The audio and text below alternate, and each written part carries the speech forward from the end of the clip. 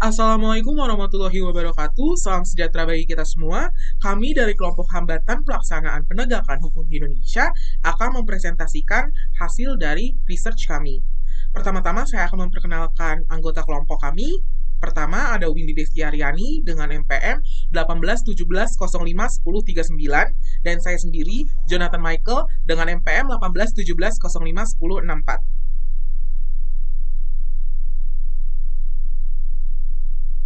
Pengertian penegakan hukum. Penegakan hukum adalah proses dilakukannya upaya untuk tegaknya atau berfungsinya norma-norma hukum secara nyata sebagai pedoman perilaku dalam lalu lintas atau hubungan-hubungan hukum dalam kehidupan bermasyarakat dan bernegara. Salah satu indikator negara hukum adalah keberhasilan dalam penegakan hukumnya. Dikatakan berhasil karena hukum yang telah diatur sudah seharusnya dan sudah waktunya dijalankan dan ditaati oleh seluruh elemen masyarakat. Ketiadaan dan kekurangan maksimalnya penegakan hukum dapat berimplikasi terhadap kredibilitas para pembentuk aturan, pelaksana aturan, dan masyarakat yang terkena aturan itu sendiri, sehingga seluruh elemen akan terkena dampaknya. Penegakan hukum menurut para ahli. Menurut Sacipto Raharjo, pada tahun 2000, penegakan hukum, law enforcement, adalah pelaksanaan hukum secara konkret dalam kehidupan masyarakat. Setelah pembuatan hukum dilakukan, maka harus dilakukan pelaksanaan konkret dalam kehidupan masyarakat sehari-hari. Hal ini tersebut merupakan penegakan hukum. Menurut Surjono Sukanto pada tahun 1983 adalah kegiatan menyerasikan hubungan nilai-nilai yang terjabarkan dalam kaidah-kaidah, pandangan-pandangan yang mantap dan menjawatahkannya dalam sikap, tindak sebagai serangkaian penjabaran nilai tahap akhir untuk menciptakan kedamaian pergaulan hidup. Dalam hal penegakan hukum di Indonesia, khususnya dalam pemberantasan korupsi. Menurut Siswanto Sunarno pada tahun 2008, pada hakikatnya adalah penegakan norma-norma hukum, baik yang berfungsi suruhan, gebot atau komen, atau berfungsi lain seperti memberi kuasa, emächtigen to empower, membolehkan, erlauben to permit, dan menyimpangi, derogieren to degrade. Lebih lanjut, Siswanto Sunarno mengatakan bahwa dalam suatu negara berdasarkan atas hukum, material, atau sosial yang bertekad memajukan kesejahteraan umum dan mencerdaskan kehidupan bangsa, maka penegakan hukum peraturan perundang-undangan tidak dapat dicegah. Faktor terjadinya hambatan pelaksanaan penegakan hukum di Indonesia, yang pertama, faktor hukum itu sendiri, kedua, faktor penegak hukumnya, ketiga, faktor sarana dan fasilitas, keempat, faktor masyarakat, kelima, faktor kebudayaan. Pertama, faktor hukum itu sendiri. Faktor hukum yang dimaksud yaitu bermula dari undang-undangnya itu sendiri yang bermasalah. Penegakan hukum yang berasal dari UU itu disebabkan satu, tidak diikutinya azas-azas berlakunya undang-undang. Dua, belum ada peraturan pelaksanaan yang sangat dibutuhkan untuk menerapkan undang-undang. Tiga, ketidakjelasan arti kata-kata dalam undang-undang yang akan berakibat kesimpang siuran dalam penafsiran serta penerapannya. Di samping itu, ketidakjelasan kata-kata yang dipergunakan dalam perumusan pasal-pasal tertentu, hal itu disebabkan karena penggunaan kata-kata yang artinya tidak dapat ditafsirkan secara luas sekali. Konsekuensi peraturan yang memuat pasal-pasal dengan kata-kata yang dapat ditafsirkan secara luas, multi-interpretasi, dan menyebabkan kesimpang siuran dalam penafsiran atau penerapan sehingga pada akhirnya menimbulkan konflik.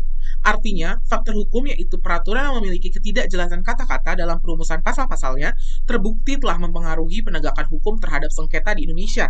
Masalah itu tumbuh karena meskipun UU telah disahkan dan berlaku, tetapi hingga batas waktu tertentu belum juga dibuat peraturan pelaksanaannya sebagai perintah undang-undang, sehingga akibatnya beberapa pasal dari UU tidak dapat dijalankan. Selanjutnya, presentasi akan dilanjutkan oleh teman saya, Windy Destiaryani. Baik, yang selanjutnya, faktor penegak hukumnya. Yang dimaksud dengan penegak hukum itu adalah pihak-pihak yang langsung maupun tidak langsung terlibat dalam penegakan hukum mulai dari polisi, jaksa, hakim, komisi Pemberantasan Korupsi atau KPK, penasehat hukum atau advokat, hingga petugas-petugas sipir pemasyarakatan. Namun, kenyataan penegakan hukum tidak berjalan dalam koridor yang benar, sehingga penegakan hukum mengalami kendala dalam tingkatan teknis, operasional di masing-masing penegak hukum. Penyebabnya antara lain yaitu, yang pertama ada rendahnya kualitas hakim, jaksa, polisi, dan advokat. Yang kedua itu tidak diindahkannya prinsip the right man in the right place. Lalu yang ketiga, ada rendahnya komitmen mereka terhadap penegakan hukum. Keempat, tidak adanya mekanisme penegakan hukum yang terintegrasi, baik baik dan modern. Lalu yang kelima, kuatnya pengaruh dan intervensi politik dan kekuasaan ke dalam dunia caturwangsa, terutama ke badan kepolisian, kejaksaan, dan kehakiman. Yang keenam, kuatnya tuduhan tentang adanya korupsi dan organized crime antar anggota penegak hukum dengan tuduhan mafia peradilan. Yang ketiga adalah faktor sarana dan fasilitas. Tanpa adanya dukungan sarana atau fasilitas yang memadai, maka tidaklah mudah penegak hukum berlangsung dengan baik. Antara lain mencakup tenaga manusia yang berpendidikan tinggi dan terampil, organisasi yang baik, peralatan yang cukup memadai, keuangan yang cukup, dan seterusnya. Faktor-faktor penghambat lamanya proses penyelesaian dalam peradilan yaitu banding dan kasasi. Yang pertama ada terlampau banyak kasus, berkas yang tidak lengkap.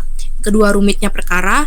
Ketiga, kurangnya komunikasi antar lembaga pengadilan. Keempat, kurangnya sarana atau fasilitas dan adanya tugas sampingan para hakim menambah sulitnya penegakan hukum. Oleh karena itu, yang perlu diperhitungkan tidaklah hanya biaya yang harus dikeluarkan apabila terjadi hambatan dalam penyelesaian perkara. Akan tetapi, juga perlu diperhitungkan dengan matang adalah biaya yang harus ada kalau hambatan penyelesaian perkara itu tidak terjadi lagi, sehingga dimanfaatkan secara maksimal oleh para pencari keadilan. Yang keempat ada faktor masyarakat. Seorang penegak hukum harus mengenal stratifikasi sosial atau pelapisan masyarakat yang ada dalam suatu lingkungan beserta tatanan status atau kedudukan dan peranan yang ada. Setiap stratifikasi sosial pasti ada dasar-dasarnya. Hal lainnya yang perlu diketahui dan dipahami adalah perihal lembaga-lembaga sosial yang hidup, serta sangat dihargai oleh bagian terbesar warga-warga masyarakat yang ada. Dengan mengetahui dan memahami hal-hal tersebut, maka dapat memudahkan penegak hukum untuk mengidentifikasi nilai-nilai dan norma-norma atau kaidah yang berlaku di lingkungan masyarakat tersebut. Masyarakat Indonesia terbagi dua, yaitu masyarakat kalangan atas atau orang kaya dan kalangan bawah atau orang miskin. Penegak hukum di antara keduanya pun sangat berbeda penyelesaiannya. Hal ini karena pola pikir dan pengetahuan yang jelas berbeda. Jika orang kalangan bawah keingin tahuannya pada suatu hukum oleh seseorang sangat kecil kemungkinannya atau tidak mau mematuhi hukum yang telah diatur, sedangkan orang-orang kalangan atas cenderung mengikuti hukum dan aturan-aturan yang ada, karena mereka lebih memiliki pengetahuan yang banyak tentang hukum dan mengetahui sanksinya. Hal ini terjadi cenderung lebih bersifat tertib. Pada kalangan atas ini, jika terjadi kejahatan, maka dapat dikatakan white collar crime atau untuk kepentingan semata. Dan yang terakhir ada faktor kebudayaan. Kebudayaan menurut Surjano Sukanto mempunyai fungsi yang sangat besar bagi manusia dan masyarakat, yaitu untuk mengatur agar manusia dapat mengerti bagaimana seharusnya bertindak, berbuat, dan menentukan sikapnya ketika berhubungan dengan orang lain. Faktor kebudayaan memiliki kemiripan dengan faktor masyarakat. Hanya saja di dalam faktor kebudayaan lebih ditekankan mengenai masalah sistem nilai-nilai yang ada di tengah masyarakat. Dalam faktor masyarakat, dikatakan bahwa tingkat kepatuhan masyarakat terhadap ketaatan aturan masyarakat masih rendah. Hal ini dikarenakan adanya budaya kompromistis sering terjadi di masyarakat Indonesia. Kenyataannya, akan terdapat kecenderungan budaya masyarakat untuk meloloskan diri dari aturan yang berlaku menjadi-jadi. Kemudian, sistem hukum pada dasarnya mencakup nilai-nilai yang mendasari hukum yang berlaku. Maka nilai-nilai mana merupakan konsepsi-konsepsi abstrak mengenai apa yang dianggap baik dan apa yang dianggap buruk. Maka penegakan hukum harus juga dapat memahami permasalahan unsur budaya yang dapat mempengaruhi tegaknya hukum. Penegakan hukum, jika dilihat dari kebudayaan, dapat ditelusuri dari zaman dahulu kala, pada saat masa zaman kerajaan. Sekian presentasi dari kelompok kami, kurang lebihnya mohon maaf. Wassalamualaikum warahmatullahi wabarakatuh.